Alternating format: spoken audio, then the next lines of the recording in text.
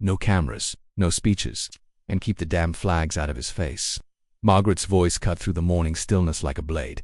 Her grief didn't whisper. It roared, raw and unfiltered, pushing back against the neat rows of uniformed officers lined outside the rural precinct in Ridge Hollow. She stood stiff in her black wool coat, its shoulders soaked with early spring drizzle, a funeral pin still clinging to the lapel from 2 months ago. The precinct's flag flew at half-mast, not for her husband this time, but for his old canine partner Duke, who was officially retiring today after a decade of service. No one really knew why she'd come, not even Margaret herself. She'd spent weeks ignoring calls, invitations, even her sister's tear-stained voicemails. But when the letter arrived, not an email, not a phone call, but an old-fashioned envelope with a paw-print seal and a shaky, handwritten note from Officer Jennings, something cracked open. Now, standing beneath the overcast sky with the scent of rain-damp earth clinging to her boots, Margaret scanned the courtyard. It hadn't changed. Same red brick walls, same cracked flagstone path where she used to bring sandwiches for Eric during night shifts, same rusted bike rack where Duke had once cornered a robbery suspect with nothing but a growl. The folding chairs creaked as townsfolk and officers shifted uncomfortably. They weren't prepared for her presence. The grieving widow of Sergeant Eric Thorne, the man whose funeral had drawn statewide media but whose widow had vanished like smoke. Officer Jennings approached her quietly. A lean man with tired eyes and a nervous smile. He cleared his throat. "Margaret, I wasn't sure you'd come." "I didn't come for you," she said flatly. "Or them." She motioned to the crowd. "I came for him." Jennings followed her gaze to the far end of the courtyard, where a large blackened German shepherd sat with unsettling stillness. Duke. His muzzle was graying now, his back slightly arched with age, but his eyes, those deep, knowing eyes, hadn't lost a flicker of the fire Eric used to talk about. "They're giving him the plaque, the commendation." "You know how it goes," Jennings said, trying to soften his tone. "We thought maybe you'd want to say something for Eric. He was—" "Don't finish that sentence," Margaret snapped. "You don't know what he was." The tension in the air shifted. Even the low chatter among officers seemed to pause. She looked back at Duke. The last time she'd seen him was the day after the funeral. He'd been sitting at a doorstep for 6 hours straight, waiting. She never opened the door, never fed him, never even spoke his name. And yet, here he was, still wearing the worn leather collar with her husband's initials etched inside. The ceremony began in halting, uncertain tones. A few officers spoke. Commendations were read. Duke remained seated, unmoving, as if waiting for someone else to arrive. The microphone crackled as the deputy chief attempted humor, recalling the time Duke had dragged Eric face-first through a hedgerow during a pursuit. But Margaret didn't laugh. She didn't blink. Then, just as the ceremony reached its final moments, something unexpected happened. Without a word, Duke rose. No command, no handler, no signal. His steps were slow, deliberate. The rain had picked up, but he didn't shake it off. He walked straight down the center aisle, past the officers in the silent crowd, and stopped right in front of Margaret. And then he sat, not like a dog greeting an old friend. No tail wagging, no tongue lolling. He simply sat down, posture, perfect, eyes locked on hers, and then leaned his massive head slowly, almost reverently, against her knee. Margaret's breath caught. The air left her lungs like it had been punched from her chest. She hadn't touched anything of Eric's in weeks. Not his jacket, not his dog tags, not the keepsake box. But now, here was the living, breathing piece of him. And he wasn't asking, he was waiting. A ripple of silence swept the courtyard. People turned, cameras lowered. Even the rain seemed to still. Margaret lowered her hand. It trembled. Slowly she touched the top of Duke's head. His fur was damp and coarse, but warm, so warm. And then she whispered, barely audible, "You waited for me." Duke didn't move, didn't whimper, but his chest rose with a deep, steady breath, as if exhaling something he'd held in for far too long. Margaret's eyes welled, but not from grief this time. Something else was surfacing, something old, quiet, and deeply buried. The crowd said nothing, because for once, there was nothing that needed to be said. And that silence, that raw, sacred silence, was the first real moment of healing since Eric had died. Margaret didn't move for a long time. Her hand remained on Duke's head, her fingers curled into the damp fur like an anchor, grounding her to a reality she had spent weeks avoiding. She had tried to outrun the ache, bury it in silence, in locked doors, in nights where the television played to no one. But now it stood in front of her in the form of a creature who had shared her husband's breath, his footsteps, his heartbeat on long midnight patrols. The murmur of the crowd faded behind her, distant as a memory. Duke shifted slightly, pressing closer. Margaret had never believed in ghosts or signs, not even after the funeral. Not even when the lights flickered in the hallway 3 nights in a row. But this was different. This wasn't a symbol, or a hallucination, or a dream. This was muscle and bone and loyalty. This was Eric's last living partner, and somehow, he was still on duty. Officer Jennings stepped forward hesitantly, as if afraid to disturb whatever sacred moment had formed between them. "He hasn't done that with anyone else," he said, gently. Since Eric passed, he obeys orders, eats, sleeps, but it's like he's been waiting for something, or someone. Margaret rose slowly, her knees stiff, eyes locked on Duke. He followed her movement with the same quiet attention, his tail still, eyes alert but soft, the kind of look dogs reserve for the people they've chosen as theirs. Margaret hadn't expected this. She had come to this ceremony out of obligation, bitterness, even a need to confront the things that kept pulling at her in sleep. She hadn't come for comfort. And yet, here it was. Unspoken, unwavering, four-legged and grieving. In his own way, I didn't even go to the cemetery. She admitted to no one in particular, her voice barely above a whisper. I couldn't stand the thought of saying goodbye twice. Once to his body, and again to everything that knew him. Duke's ears flicked, catching the tremor in her voice. She swallowed hard, composing herself, then looked, but to see several officers watching, their faces unreadable. A few cameras had reappeared, raised cautiously, but she didn't care now. Let them film it. Let them see that grief wasn't polite. It didn't dress up for ceremonies. It showed up with cracked voices and rain-slick coats and eyes that hadn't slept right in weeks, ma'am, Jennings said, his tone careful. There's one more thing. We weren't going to mention it unless you came. Margaret narrowed her eyes. What thing? Jennings reached into his pocket and unfolded a small envelope. Inside was a handwritten note, the handwriting unmistakably Eric's, blocky, efficient. The way he wrote grocery lists and field reports. Margaret felt her breath catch before she even read a word. Jennings handed it to her without a word. She unfolded the paper. It was dated just 2 weeks before the accident. If anything ever happens to me, don't give Duke to the department. His family. Margaret will know what to do. He'll know her. He always did. The ink had smudged slightly, like Eric had written it in the field, maybe under rain. Or maybe his hands had been shaken. Either way, it was the last thing he'd left behind besides the flag, the badge, and the echo of a man who'd known his end was possible and had made peace with it. Eyes blurred. The words trembled in her hands, and Duke, as if sensing the shift, pressed even closer. She looked down at him again, truly seeing him now. He didn't just look older, he looked tired, worn out from waiting, from being passed between handlers, from missing someone whose scent had vanished from his world far too suddenly. He's not retiring, she said quietly. Jennings blinked. Sorry. Margaret straightened, folding the note with care, her voice firmer now. He's not retiring into a kennel or a department house. He's coming home with me. Jennings hesitated, then nodded, the corner of his mouth twitching in what might have been relief. I think he already knew that. There was no formal agreement, no papers signed, no keys exchanged. Margaret simply stepped back from the ceremony with Duke at her side, his gait slow but steady, as they walked down the same path where she and Eric had once shared late-night meals. A soft murmur followed behind them, not gossip, not judgment, but something closer to reverence. By the time she reached her car, the rain had lightened to a mist. Duke jumped into the passenger seat without hesitation, settling into the place where Eric's gear bag used to sit. Margaret stood outside for a moment, staring at the vehicle like it had been turned into something new, a vessel of memory, of hope, maybe. She climbed in, gripping the steering wheel without starting the engine. Duke shifted, resting his chin on her lap. The warmth of his breath seeped through the fabric of her coat. For the first time in weeks, she didn't flinch at the touch. It kept his promise, she whispered. And now I'll keep yours. She pulled onto the empty road, her headlights cutting a golden path through the gray. Duke didn't move. He just stared out the window, ears twitching now and then, eyes alert, watching, always watching. The road home was quiet, winding through wet fields and sleepy neighborhoods. But something had shifted in the silence, a crack in the darkness. Not gone, not forgotten, just ... changed ... and, deep in the belly of the old house, behind a door she hadn't opened since the funeral, something waited. Eric's old jacket, his boots by the door, a box of toys Duke hadn't touched. They weren't just relics anymore. They were pieces of something unfinished. The real story wasn't over. It was just starting again. The house had not changed in the months since Eric's death, but Margaret had. As she stepped through the front door, with Duke padding silently behind her, the space felt suspended in time, like a museum of a life paused. The air held the faint scent of cedar and laundry detergent, the kind Eric had always preferred. His boots still sat beside the entryway, caked with dried mud from a shift he never returned from. The coat rack still held his patrol jacket sleeves, dangling like he might walk in and shrug it back on. Margaret hesitated. The dog brushed past her and moved into the hallway with slow certainty, bypassing the living room and kitchen as though he were retracing a familiar route. She followed him without thinking, past picture frames turned backward and a calendar, frozen in February. When Duke stopped outside the closed door at the end of the hall, the spare room Eric had converted into a study years ago, Margaret froze. That door hadn't been opened since the coroner left. The last time she touched that knob, her hands had been trembling, desperate to find a USB drive with Eric's files, something useful to give the department.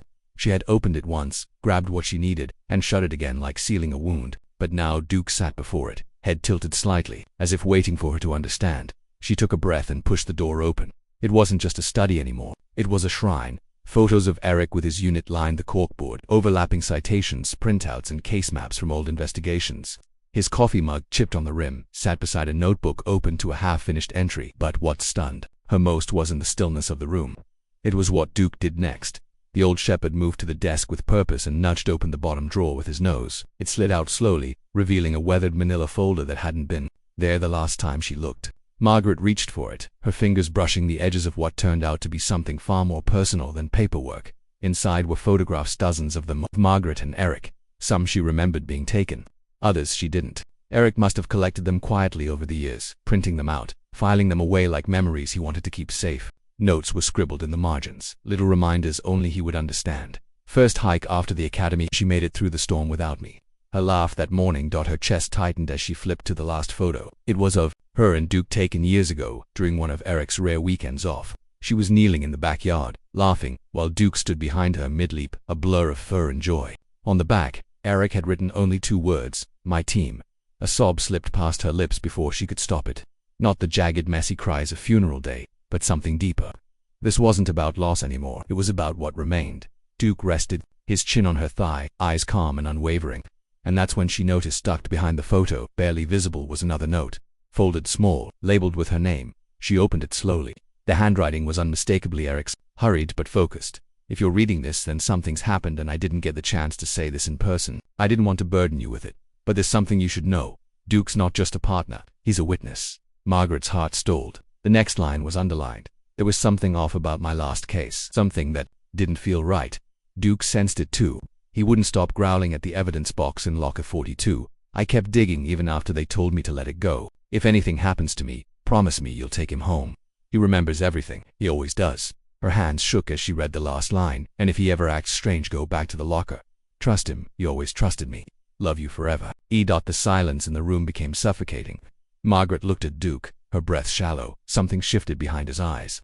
That stillness she had mistaken for grief. Was it something more? Was it vigilance? The twist hit her like a jolt. Eric's death had been ruled an accident. Patrol gone wrong.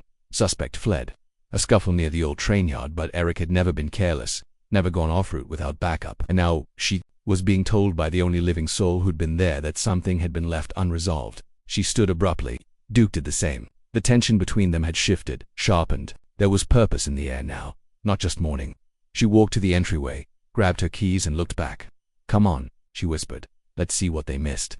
Duke followed without hesitation. By the time they reached the precincts, the sun had begun to set behind the hills, casting golden slants through the parking lot. Margaret entered through the side door, the one only a few remembered she had a key to. Inside, the place felt different, buzzing with quiet, impersonal routine. Desk phones rang. Radios clicked. Officers shuffled papers, but none of them looked up as she passed. She moved to the evidence room and paused outside locker 42. The door was sealed with a digital pad. She knew the code. Rick had written it in a notebook once, buried in shorthand. Her fingers hovered above the keypad. Heart racing. She wasn't supposed to be here. None of this was supposed to happen. But Duke sat at her side, perfectly still, watching the locker with that same eerie attentiveness he'd shown in the ceremony courtyard. A low, almost inaudible whine escaped his throat. Margaret entered the code. The lock clicked, and when she opened it, what she saw made her knees weaken. It wasn't just evidence, it was a warning, a cover-up, a sealed envelope addressed to Internal Affairs, a USB drive, and a file marked with the name of someone she had trusted completely. Her fingers gripped the edge of the locker as her breath came in shallow. Bursts. Eric hadn't died in a random accident. He'd been silenced, and Duke faithful. Grieving Duke had carried that truth in silence, waiting for someone to listen. Margaret turned to him, tears welling in her eyes. "I hear you now," she said, and in that instant, the fight that Eric had started was no longer his alone. The room felt colder now, not because the air had changed, but because Margaret had. She stared at the envelope marked Internal Affairs, her breath caught between her ribs, as if even the air didn't want to move. It was addressed in Eric's handwriting, the ink slightly smudged along the lower edge, as though he had hesitated while writing the final letters. She knew that pause. It was the same one he used when making decisions that could burn everything down. Duke stood beside her, his ears rigid, his body coiled like he expected something to happen. Maybe he did, maybe he always had. Margaret reached into the locker and pulled out the envelope first. Her hands were steadier than she expected. Grief had shaken her for months, left her raw, unpredictable. But now, Now she felt a clarity she hadn't known since the knock on her door that rainy night. She opened the envelope carefully. Inside was a typed report, unsigned, but clearly Eric's words. His voice leaped off the page, not just the content, but the rhythm, the way he phrased things. It was about a case he had worked quietly, away from official channels, a narcotics sting that had turned sideways, a confidential informant who had vanished without explanation, and a name Detective Nolan Creed scrawled in the margins with a question mark beside it. Margaret blinked.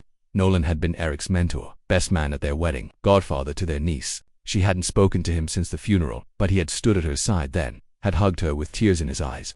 Now his name sat here, circled in suspicion, or her hand trembled as she reached for the second item, the USB drive. There was no computer in the evidence room, and using one here would raise alarms. She slipped it into her pocket, alongside the envelope, and closed the locker quietly. The hallway outside still buzzed with activity, but the world felt different now, like a film had peeled back from her vision. She left the precinct without speaking to anyone.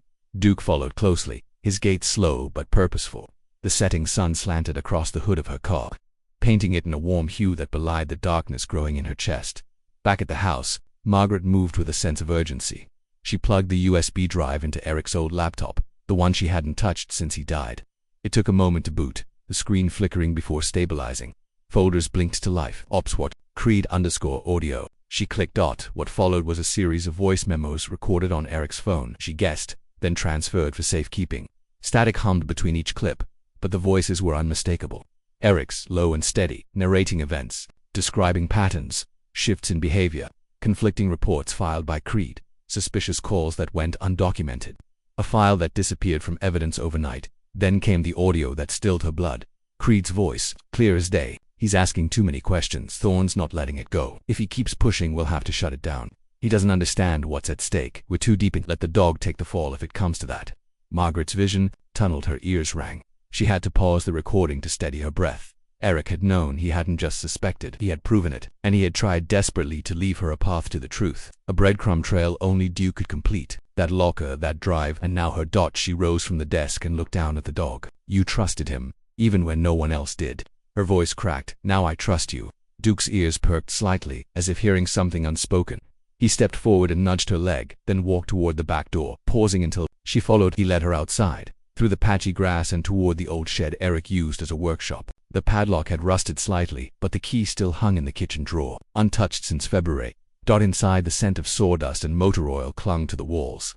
But more than that, there was order, Eric's kind of order. Every tool hung precisely, every drawer labeled, but in the far corner, beneath a dusty tarp, was a crate Margaret didn't recognize. She pulled it open and found a second laptop, unmarked, burnt-edge post-it notes stuck to the side, another USB, a flash drive labeled dead switch, and underneath it all, a sealed envelope marked only with her name. She opened this one with trembling hands. If you're reading this, it means the system didn't hold. It means Creed got ahead of me.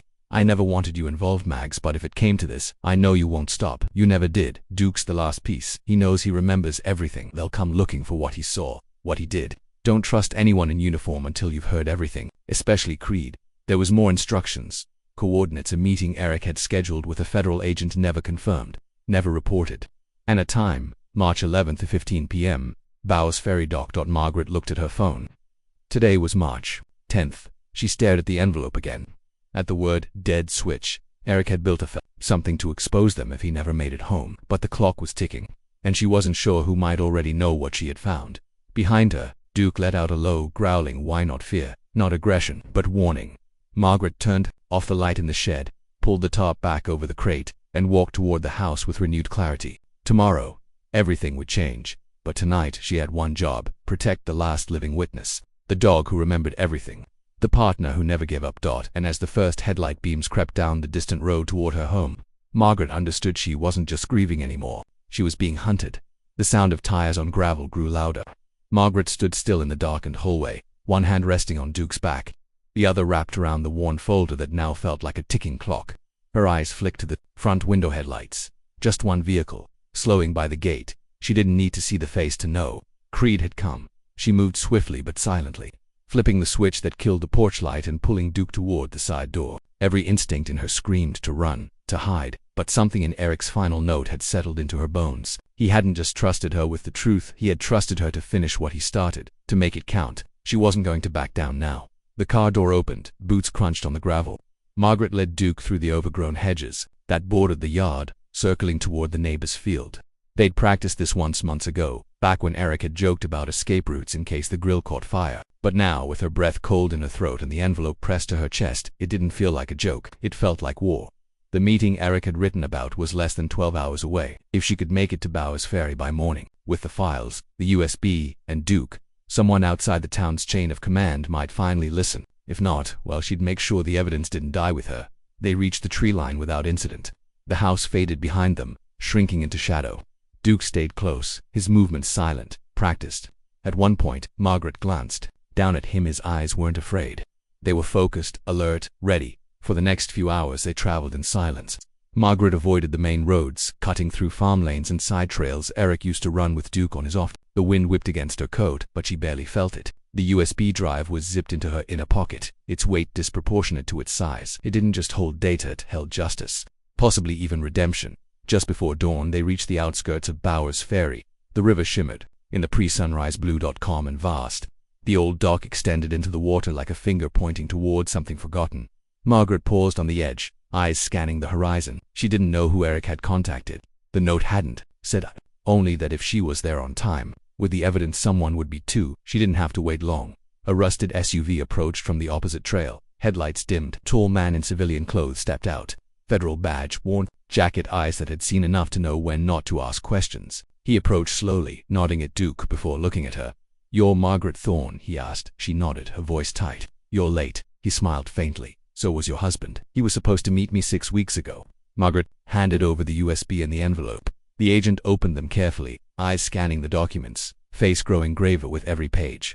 Duke sat at Margaret's feet, silent, watching the man like a sentry. The agent finally looked up. This is enough to take half the department down, maybe more. "Start with Nolan Creed," she said. "The rest will fall." He nodded, then paused, his gaze drifting to the scar just under Duke's right eye. "He was there that night, wasn't he? He saw it all," she said.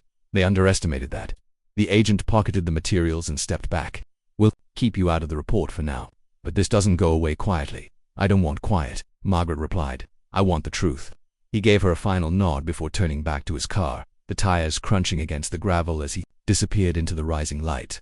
Margaret stood at the edge of the dock for a long while. Duke pressed against her side. Her legs ached, her throat burned, but somewhere inside her chest, something that had been locked tight finally loosened. She had done it, for Eric, for herself, for a dog who refused to forget. The walk home was slower, but not heavy. People had started to wake up, unaware that something buried deep in their towns. Silence had shifted.